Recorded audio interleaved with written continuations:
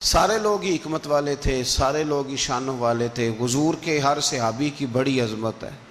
کیا شان ہے جناب صدیق اکبر کی، اور کیا مرتبے ہیں حضرت فاروق اعظم کی، اور کیا کمال ہے حضرت عثمان غنی کا۔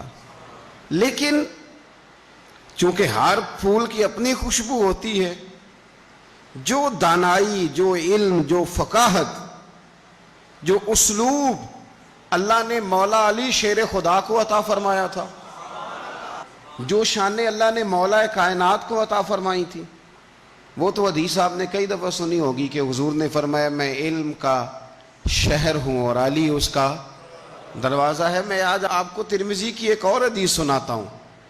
نبی پاک علیہ الصلوۃ والسلام نے فرمایا انا دار الحکمت، انا دار الحکمت، انا دار الحکمت۔ کیا خوبصورتی ہے اور کیا شان ہے میرے نبی پاک کی۔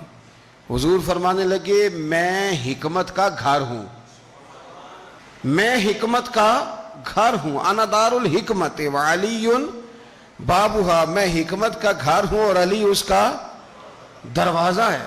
علی اس کا دروازہ ہے، اس گھر کا جو گھر حکمت کا خود رسول پاک کی ذات ہے۔ تو حضرت مولا علی شیر خدا کرم اللہ تعالی وجہ الکریم کو اللہ تبارک و تعالی نے حکمت عطا فرمائی، دانائی عطا فرمائی، اللہ نے شانیں عطا فرمائی، ان کو اللہ تبارک و تعالی نے مرتبوں سے نوازا۔ اچھا ہمارے ہاں یہ بھی ہوتا ہے کہ جو پہلوان آدمی ہوتا ہے نا، میدان میں لڑنے والا پہلوان، وہ اکثر سیاںا نہیں ہوتا الا ماشاءاللہ۔ جو کوئی پہلوان جو ہوتا ہے وہ کئی دفعہ عقل مندی والا معاملہ اور فیصلہ نہیں کرتا، لیکن حضرت علی کا کمال یہ ہے کہ ان سے بڑا دلیر بھی کوئی نہیں اور ان سے زیادہ سیاںا بھی کوئی نہیں۔ حضرت علی شیر خدا اتنی شانوں اور مرتبوں والے آدمی تھے کہ دلیری بھی سب سے زیادہ اور عقل بھی۔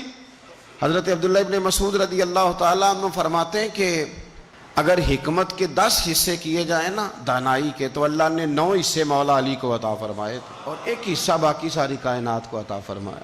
بڑے فہم والے، فراست والے، دانائی۔ ایک بندہ آ گیا، غیر مسلم تھا، تو کہنے لگا میرے کچھ سوالوں کے جواب ہیں پر کسی نے دیے نہیں کبھی۔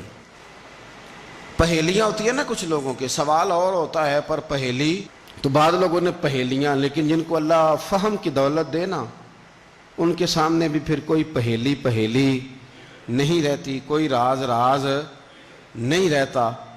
تو جب اس نے آ کے بہت بڑا دعویٰ کیا کہ اگر کوئی میرے سوال کا جواب دے تو میں مان جاؤں، تو پھر مسلمانوں نے کہا کہ نہیں، تو نے بڑا ہی دعویٰ کر دیا ہے، تو شے کوئی نہیں، وہاں تو بڑے مان گئے، تو ہمارے ساتھ۔ حضرت مولا علی شیر خدا کے پاس لے گئے تو اس نے بڑے مشکل سوال کیے۔ پہلی بات وہ کہنے لگا آپ مجھے 2 ایسے دوست بتائیں جن میں کبھی لڑائی نہیں ہوئی۔ تو حضرت علی کہنے لگے تو بڑے دعوے کر رہا تھا کہ میں بڑے لمبے سوال پوچھوں گا۔ وہ 2 دوست جن میں کبھی لڑائی نہیں ہوئی وہ جسم اور روح ہیں بھی کٹھے ساتھ رہتے، دوست بھی ہیں، پر کبھی آپس میں لڑائی، بڑے گناہ کرتا ہے جسم، پر روح ناراض نہیں ہوتی، وہ ساتھ ہی رہتی ہے۔ اس کی آنکھیں کھل گئیں، اس کو تو کبھی جواب ہی نہیں ملا تھا۔ کہنے لگا اچھا وہ 2 ایسے دوست پھر بتائیں جن میں کبھی صلح نہیں ہوئی۔ تو فرمایا وہ موت اور حیات ہیں، جب موت آتی ہے تو پھر زندگی باقی، ان کی صلح نہیں ہو سکتی، اکٹھے رہ ہی نہیں سکتے۔ اللہ اکبر۔ وہ کہنے لگا یہ تو کمال ہو گئی، اب وہ ذہن کھل گیا۔ کہنے لگا جی اور پوچھ لوں؟ فرمایا تیرا ہی دعویٰ تھا 2 پوچھنے، میں تیار ہوں، تو 100 بھی پوچھ۔ کہنے لگا وہ بی بی جس نے چند لمحوں میں بچہ پیدا کر دیا، فرمایا یہ بھی کوئی مشکل بات ہے؟ وہ حضرت مریم ہے، 1 منٹ میں حاملہ ہوئی تھی، اگلے منٹ میں اللہ تعالیٰ نے انہیں تھوڑی سی تکلیف سے گزارا اور اگلے منٹ میں حضرت عیسیٰ پیدا ہو گئے، کوئی مشکل بات ہے؟ کہنے لگا جی وہ 2 چیزیں جو حرکت نہیں کرتی، فرمایا یار جلدی پوچھ، ٹائم نہ ضائع کر، جلدی پوچھ۔ وہ 2 چیزیں جو حرکت نہیں کرتی وہ زمین آسمان ہے۔ اس نے کہا وہ 2 چیزیں جو ٹھہرتی نہیں، فرمایا وہ سورج اور چاند ہے، جو حرکت ہی کرتے رہتے۔ کہنے لگے اچھا وہ بتائیں جی جو کھا تو بڑا کچھ کیا پر پیا اس نے کچھ بھی نہیں۔ تو حضرت علی فرمانے لگے وہ حضرت موسیٰ علیہ السلام کا عصا ہے، جادوگروں کے سانپ سارے ہی کھا گیا پر پانی کا گھونٹ بھی نہیں پیا۔ حد ہو گئی۔ وہ شخص کہتا ہے علی کے جواب نے مولا علی شیر خدا کے جوابات نے میرے اندر ہیجان پیدا کر دیا. میں نے فوراً کہا بتائیں وہ شخص جو کوئی شے نہیں. تو حضرت علی کہنے لگے جو میرے نبی کا کلمہ نہ پڑھے وہ کوئی شے نہیں. کہنے لگے وہ بتائیں جو بڑی شے ہو. فرمایا جو چاہے کہ اس کی عزت کعبے سے بھی زیادہ ہو جائے اور وہ بڑی شے بن جائے تو وہ محمد عربی کا کلمہ پڑھ جائے. کافر کوئی شے نہیں اور مومن ہے بڑی شے.